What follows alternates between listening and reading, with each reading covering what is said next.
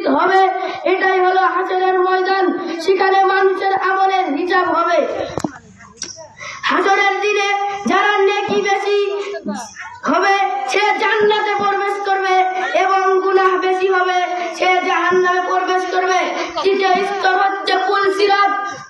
পুলসিরাত শব্দের অর্থ ব্রিজ বা রাস্তা। আপনার ব্রিজ থাকবে, ওই ব্রিজের নিচে থাকবে জাহান্নাম। আপনার আমল যত বেশি হবে আপনি তত স্পিডে যাবেন, আপনার আমল যত কম হবে, আপনার আমল যদি না হয় আপনি জাহান্নামে পড়ে যাবেন। পরকালের স্তর সমূহের মধ্যে পুলসিরাতও একটি স্তর, যা কিয়ামতের দিন জাহান্নামের উপর পাতানো থাকবে।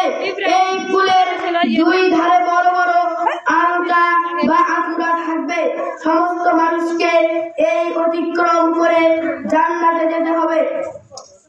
মানুষের হিসাব নিকাশের পর কেউ চোখের পলকে এই পুল অতিক্রম করে জান্নাতে যেতে হবে, আবার কেউ কেউ দ্রুতগতি বাতাসে বেগমে অতিক্রম করবে, আবার কেউ কেউ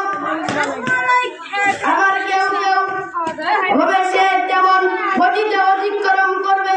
এমনি কি কেউ কেউ হতবিগত হয়ে কোনো হালতে পার হয়ে যাবে, আবার কেউ কেউ পার হতে না পেরে জাহান্নামের মধ্যে পড়ে যাবে।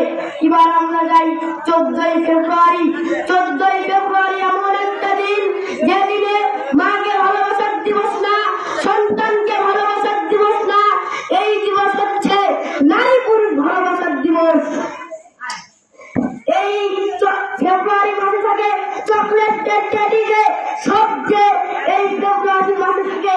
যদি এই ভালোবাসার দিবস মুসলমানের জন্য না, এই ভালোবাসার দিবস খ্রিস্টানের জন্য। কথা বলেন ঠিক না ঠিক?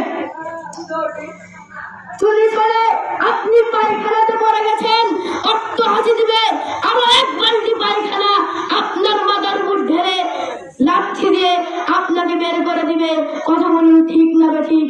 এই বলে আমি আমার আলোচনা এখানে শেষ করলাম। আসসালামু আলাইকুম ওয়া রাহমাতুল্লাহ।